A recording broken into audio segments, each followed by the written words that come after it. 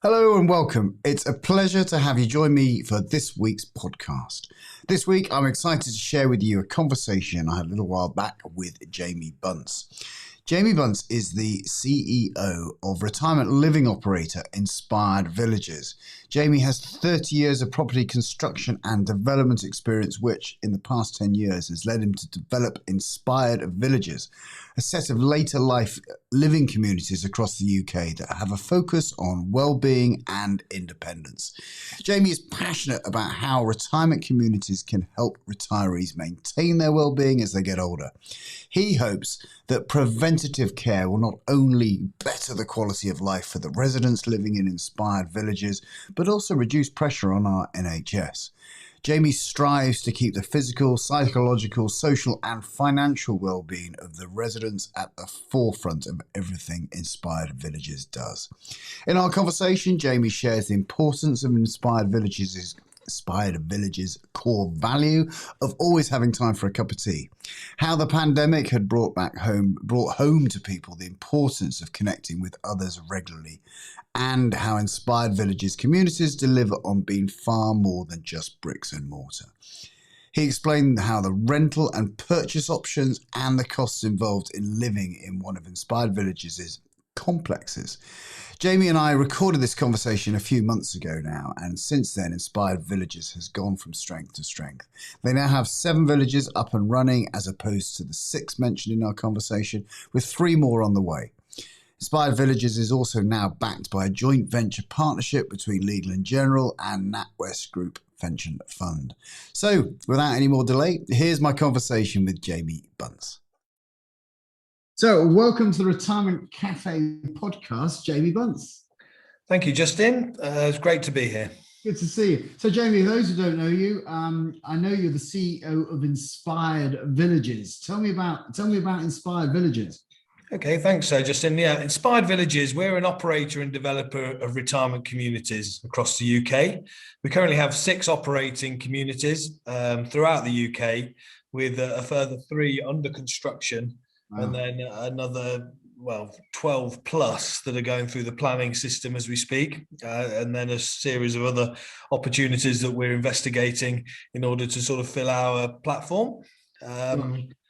We were formed in 2017 when Legal & General bought my business, and we managed to embark on a partnership with a patient capital provider in Legal & General, which has been really good because what it allows us to do is make the right decisions. So we see ourselves as being very customer centric, doing the right thing, focusing very much on our customers, as in our residents, their families, and our colleagues and their families, in order to create a sort of really exciting place for people to live that we see very much more than just bricks and mortar. So you mentioned a couple of terms there, the communities that you're kind of involved with. Tell me, well, first of all, where are they? So people who listen might go, there's one of these down the road from us. I've always been interested in them. And what makes you different than any other kind of provider in this marketplace? Okay, well, our communities are again throughout the country. So our furthest one up north is in Cheshire, just outside a village called Tattenhall, which is about 8 miles south of Chester, and that's called Gifford Lee. We then have 2 in Warwickshire, one in 80 acres of woodlands setting just outside a village called Great Orme, which is between Stratford-upon-Avon and Henley and Arden. We've got then another one that's sort of 10, 15 miles down the road from there, which is on the edge of Warwick, which is our community at Austin Heath. We go down to one in Faygate, which is near Horsham, which is our Durrance community. Another one near Liphook, which is Bramshot. And then our furthest one south is in Exeter, which is Millbrook Village. Each of our communities have a mix of independent and assisted living, very much centered around our strategy of holistic well-being, which is our point of difference. So we focus on the physical, mental, social and financial well-being of those that live with us, their families and our colleagues. It's important that we have a really in tune group of people working at the communities as well as those living in them. Focus on holistic well-being allows us really to center around those 4 pillars in our decision making. So our decision making in terms of what's the right thing to do has to really sort of satisfy those areas, which I think gives us that real focus in order to do the right thing. We're very data. We use data to help us drive decision making, and we very much are creating communities that are real communities. So a mix of people with different personalities, different outlooks, different requirements, and our team are there for them if and when they need that. So very much sort of a person-centric view on their aging is probably the right way to say. Sure. So how many people would be in a community, and kind of give me a definition of what a community really is to you at Inspire. Okay, so typically our communities are around about 150 apartments, catering for 220 people, and they really, our average age is 79. Our eldest is 104, and our youngest is, I think, 66. And what we find is as people grow older, their needs change, and they're very individual. And we tend to find that when you look at a traditional age living setting, it's not able to flex a lot for people. It's very binary in terms of their needs, their requirements, their support that they want. So you have regulatory support on each of our villages. So we have a third-party domiciliary care agency, albeit people can use their own domiciliary care if they need it. And for the non-regulatory care, the cups of tea. So for us, one of our values is to always have time for a cup of tea. So our people who work, each village would have sort of 25 to 30 full-time equivalent people working there, and they become friends of people within the village. So you'll find time where somebody will sit there and they'll confide, and they'll chat, and they'll just engage with them. Which links back to a desire that I have, which is to have a better focus on biological age than chronological age. So for me, it's more important about how well you are, not how old you are. And for us, we are caring and not carers, which is sort of fundamental bits there, and where technology and the like can really help us create better outcomes and a much better quality hand-holding for people as they grow older. Sure. So, are you full? I mean, are the vacancies? I mean, we hear about a care crisis in the UK, and availability of spaces, etc. Where are you at? Obviously, it's interesting, isn't it? Because the focus, certainly pre-COVID and during the pandemic, was around care homes. We are not a care home. That is not. We are so not a care home. I think care homes are places where specialist care is best sought. So for us, we offer care in your own home. So we're in the private end of the market, so we're not in the social end of the market. I say we operate in the sort of the bottom part of the top quarter, if you know what I mean. So we're sort of in the private fee paying section. Typical apartment size would range between sort of 600 square feet to 2,500 square feet, from £190,000 to £1.2 million for our customers. We've our established communities are pretty full. They've got one or two vacant apartments currently.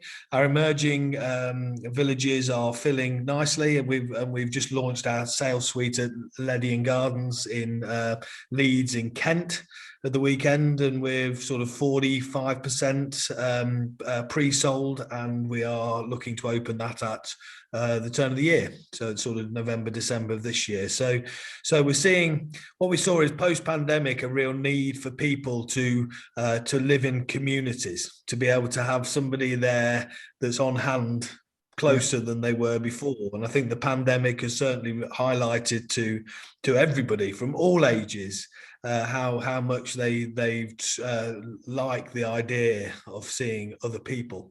Even people who are traditionally quite grumpy, have enjoyed the fact that they've had the opportunity to see other people. And through the pandemic, we operated a very simple system of health and wellbeing through food delivery, through takeaway services, through external gym sessions, through our Zoom and our on-site offer that we put in just as the pandemic hit. We launched our virtual village centre. We had 250 followers on it. We've now got 15,500.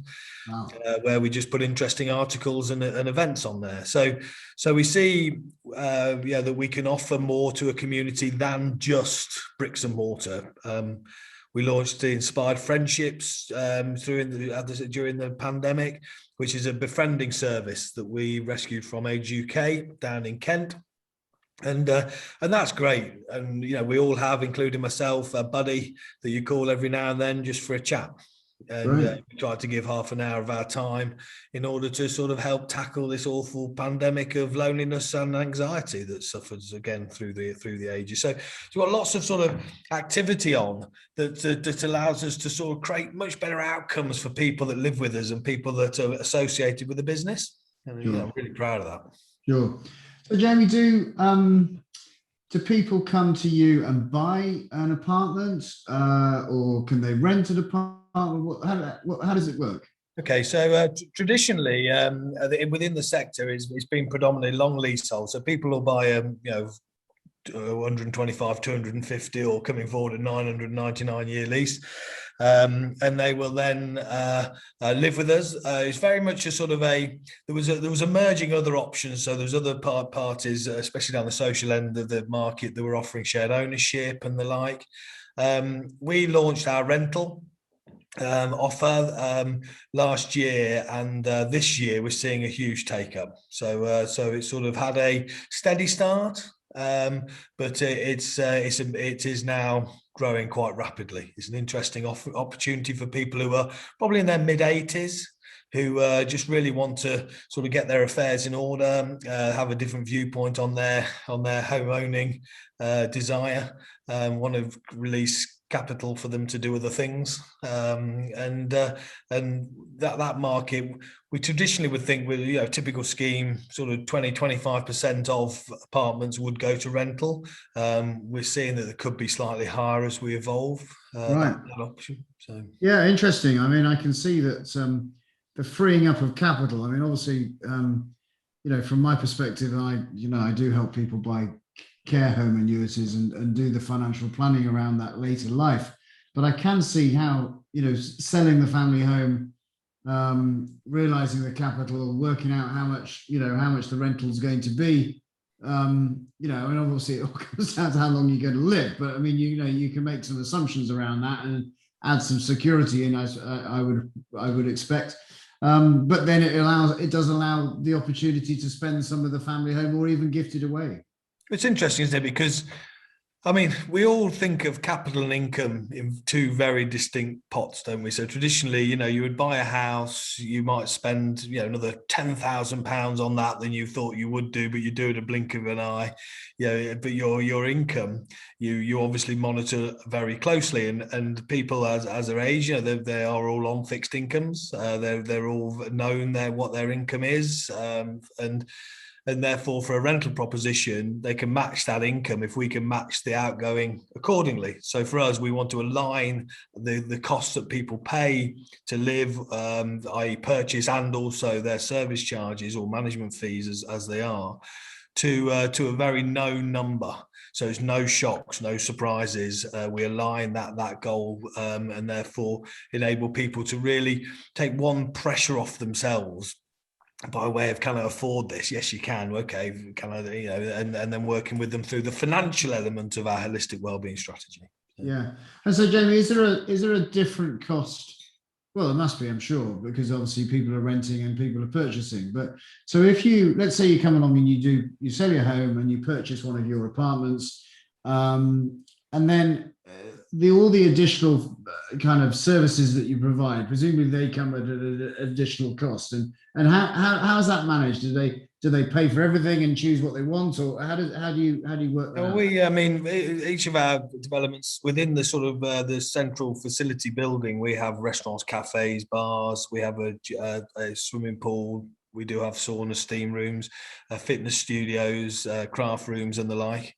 And then we tend to be have extensive gardens or gardens that people can use, and we focus very much on keeping the whole estate at an A1 grade position. And for that, our on-site teams can carry out the regular sort of annual maintenance and regular weekly, monthly maintenance as well. And the cost of that we wrap up into a management fee, or in our current six villages operating, we are operating within inside the Act under a service charge regime. Albeit we very much like to fix that sum, so it's known, so it's no shocks. It is a known sum of money that people pay out. There's also a charge on a reassignment called an event fee, that some people call it, or an exit fee, or there's a series of names for a deferred management fee. So you'll see within the sector a series of additions to it, which is a percentage of the sale price on reassignment.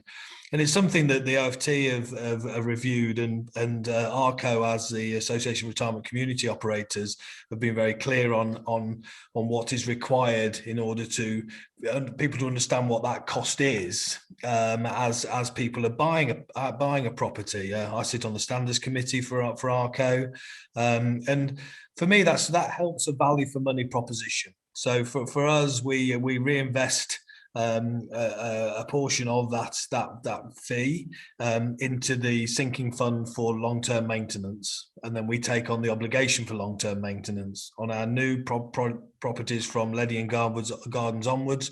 That fee includes a complete refurbishment of the property that the person is living in, so that when it comes to resale, it is at an A1 standard. So you'll see that there is a series of costs, and in order to be a member of ARCO, you'd need to very clearly articulate those up front, so people are fully aware of it well in advance of them transacting. Interestingly, for us, the process of somebody buying a property or renting a property is not as simple as a traditional open market housing option. We very much spend time with the potential resident and their family and their advisors, where we go through all the relevant costs, all the relevant options they've got. We're due to launch a calculator on our website, so people can see what are the costs I bear now, what are the costs that cost, and actually you find it is very, very similar. There's not a lot of difference between the costs that people spend on their own homes that then gets wrapped up in a single fee that we charge. So we're looking to try to bust those myths as we go forward, because people tend to sort of spend time in trying to think about moving. It's a very big move for people coming out of their current family home into a retirement community setting. And we want to try to sort of normalize that as best we can, and reduce and remove all the myths associated with this particular move. Yeah, great. So tell me about the kind of tie up with Legal and General. So they came along and bought you, did they, or what's the? Yeah, I mean, what happened was, I've formed a business in 2009 called English Care Village Partnerships, and we then had an arrangement through a collaboration agreement with Anchor Hanover, where we purchased and took through planning Hampshire Lakes and Bishopstoke Park. There's two schemes for Anchor that are both operating and fully developed out. At the time, we then optioned up some sites ourselves and formed other relationships with landowners and high net worth individuals, where they were letting us play with their sites, basically, and we were looking to sort of create this new incoming sort of way in which people could live. And over a period of time, we'd optioned some sites, and we'd made an arrangement with Places for People to form a business, which was a 50-50 joint venture company between us, of which they then put the finance in to buy Warwick, which is Austin Heath now, and Giffordley. So we started developing those two communities, and at the time, PFP liked it, so they formed their own business that's now called Brio, that was headed up by a lady called Jane Barker, and we were then in JV with a competitor. So we needed to find another way, another route to sort of push ourselves forward.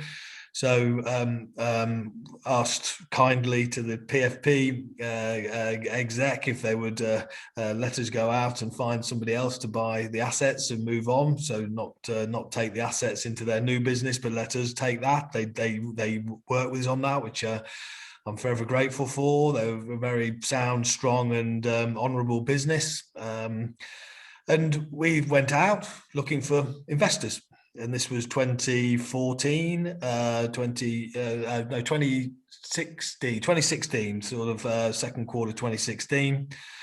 And we went out looking, and it's a very nascent sector. So lots of people come and say, yeah, we'll fund you second. Yeah, when you've got that, prove out your model, we'll fund you. And we went actually up the west coast of America, trying to speak to some of the American REITs and the like to see if they would be enticed to come into the UK.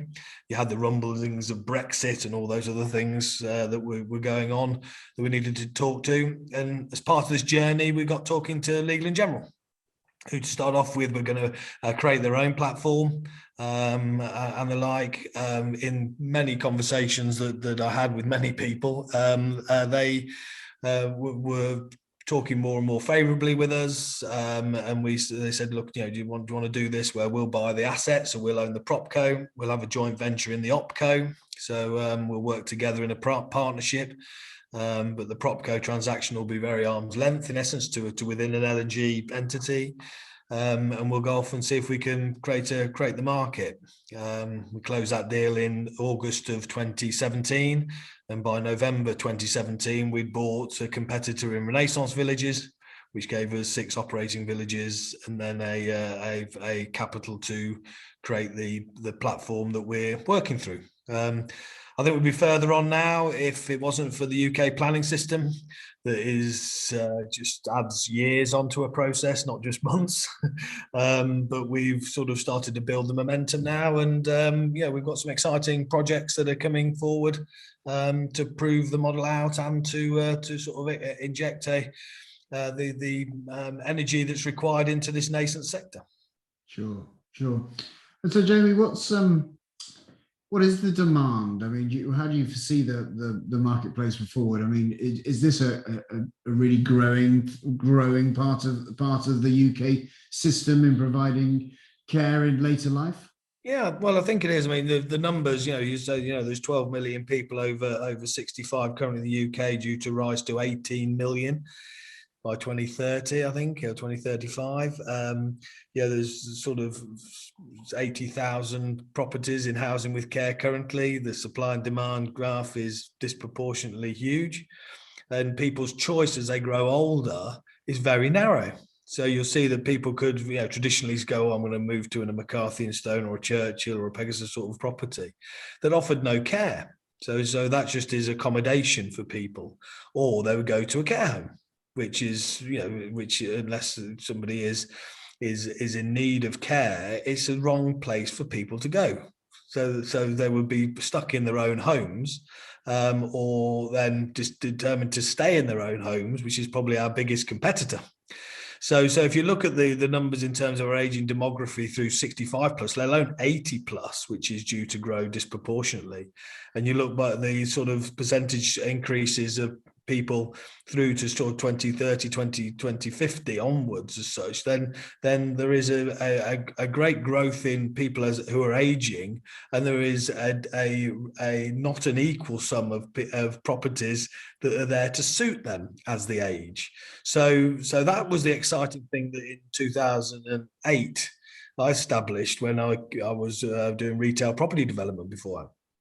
So thinking, actually, this is fascinating, because there's an opportunity to do something quite special here, and therefore tear up the rule book. What do people want? Where would you like to live when you're older?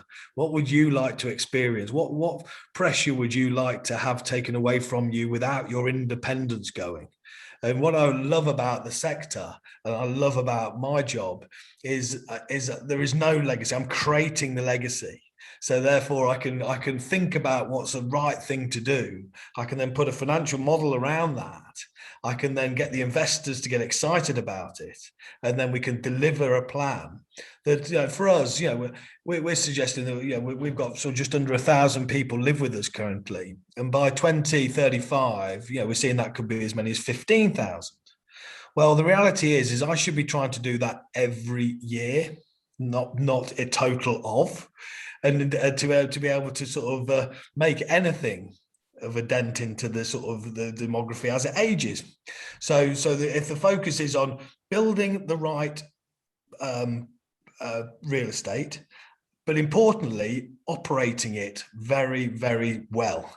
So focus on the people working within the schemes. Focus on education, training, development to find, train, and retain the best talent that is there for people as they age. And therefore, if people need to move away from us, it's only a small percentage of people when it's unsafe for them to live in their own home. They would then need to move out to a specialist setting, and that is for some forms of dementia and for extreme frailty, basically.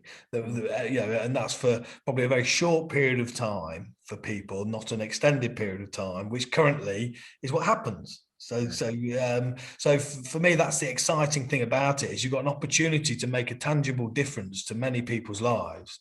And hence the reason why, our strapline is the best years of your life, because we think senior living can and should be the best years of your life. Why shouldn't it? You've paid all your debts. You've cleared all your obligations. You know what your income is. You know what capital you've got. Enjoy it. Make the most of it.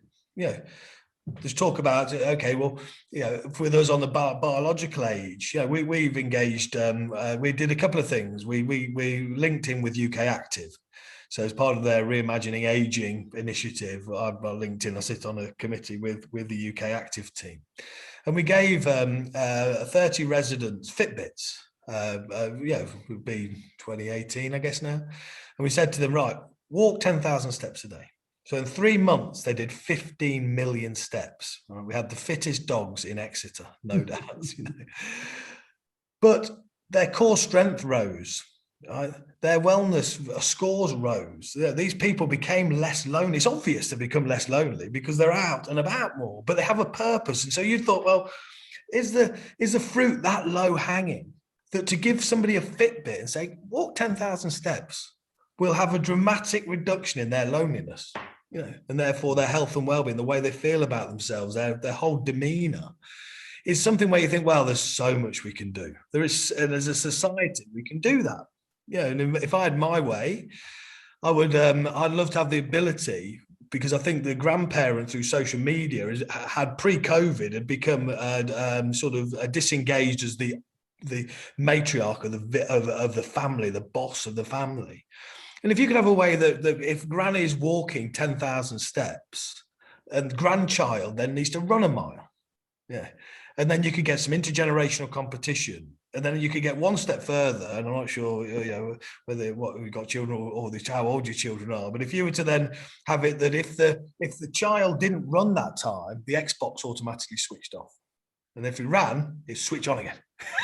So you imagine how you could create a society where you're thinking, actually, Granny's boss again, from wherever they live. And you think you could do that.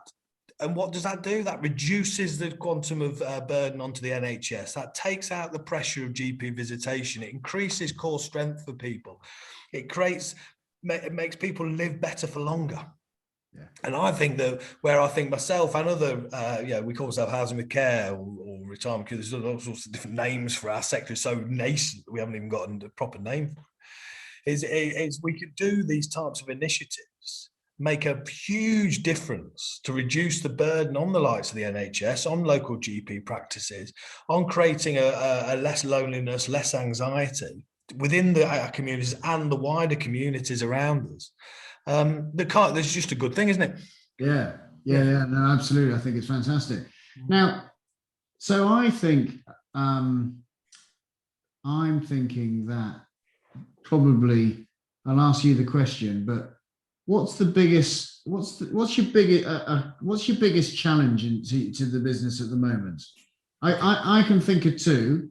In fact, maybe I'll pump up with them. I think what you said before initially is planning, number one, and then the number two, which I'm pretty sure you probably are already starting to handle, but is that myth that this is not a place I want to go when I get to 85. Yeah, 100%. I mean, it's the first one, the myth busting. Myth busting is so important for us, and you're seeing that starting to happen. And the pandemic has helped that myth busting, because we've shown how a community is an important aspect of our lives. So to be able to have a cup of tea with somebody, to be able to have a quick chat with somebody that you don't, is not part of your family, is one that is become much more relevant for us all of our at all ages, but certainly people as they're getting older are seeing the benefit of that, and we're certainly seeing a positive element of that helping us bust the myth. Also, with new entrants coming into the market, with more investment coming in, we're seeing every week additional investment, significant investment coming into the sector, which then will start to build that momentum. So it won't be just two or three of us sort of talking about it and being able to sort of convince ourselves that it's really good. At Warwick, we Audley have a scheme in the same town, and both ourselves and Audley see it as very positive, because it means that we don't have to educate people about it. So it's a choice. Do you want to live in a listed building, or do you want to live in a new building? Do you want to live in the middle of town, the edge of town? Yeah? And that's wonderful, because you look around the world, Seattle, they've got, it's a fraction of the size of Birmingham, yet it has sort of 10 times more communities for retirement living than that same city, So you see that there's, the co-location of a competitor is good. The myth busting is important, because our biggest sort of challenge is for people to decide to leave their own homes. Yeah. And so that's the thing, is people and then which links back to planning, because then planning is focused very much on starter homes and small family homes. Actually, it's the top of the market. It's this trillion pounds worth of equity that's sitting, within that the top end of the market, that should release that to allow people to move through their housing life. So therefore, it seems strange that government haven't looked to back that, and they seem to be reluctant to back social care in many ways, which is a shame, because we think that there should be planning obligations on local authorities to provide a level of housing with care for within their areas. We're probably one of the most active operators in planning. We have a significant number of schemes going through the system, and we find that we have to educate. Our first port of call is spending 2 or 3 months in educating the planning authority about what we do. So we spend our time in doing that, because then we get people on our side, because they can see there is a benefit. It's not going to be an influx of people, because most people will move within a sort of 3 to 5 mile distance from where they currently live. So therefore, the reduction in the GP visitation, the reduction in time spent in hospital from 14 days to 2 days is a benefit. The £3,500 per person per annum that we believe gets saved to the NHS from people living in our settings in comparison to traditional housing comes into tens of millions of pounds a year. So if planning and the planning system sort of allowed us to sort of be better analysed and better regulation, not deregulation, better regulation, then I think that would help as well. That would certainly help other entrants coming in. I think what's important for any new entrant coming in, they need to be operator-led. So you're going to see a mix of people who are developer-led because they think it's a good place because the supply and demand, they might make a bit of money. Now, that's not the case. An operator-led model, because people are buying more than bricks and mortar. As I said before, the people are buying into that comfort that if something went wrong, we're there. but not overtly. They don't want to live in a care setting. They just want to know that someone around there is caring, like you would in a community. If you live in a village, you go and knock on your neighbour's door if you see or something's not quite right. That's what we have. So it's very much like that. Great, brilliant, Joey. Where can people find more about Inspired Villages? Well, our website, which is www.inspiredvillages.co.uk. Everything is on there. All our communities now, the ones coming forward, would be the best place for people to find any more information out about us. We do care passionately about what we do. We're very proud of our business. I'm very proud to be in control of the business. We've got a very like-minded people working throughout the business, and we're very much focused, as I say, on doing the right thing. So if anyone wanted to come and visit any of our communities, we're still operating COVID protocols, so it's appointment only. But the details of each village are on our website, and they can visit and come and see what we do and come have a cup of tea. Brilliant. Well, it's been fascinating chatting to you this afternoon, Joey. I really, I think your passion obviously comes through, and you care for your customers. So all power to you. So it's Jamie Bunce from Inspired Villages. Thank you for your time. Thank you. Thank you once again to Jamie Bunce for joining you today. To find out more about how Inspired Villages, check out the show notes on our website at retirementcafe.co.uk, where you'll find those useful links.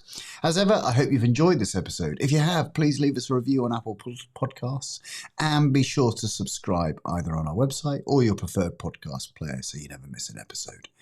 I would like to thank Carol at Talking Finances with Women for writing such a positive review titled A Podcast with Depth.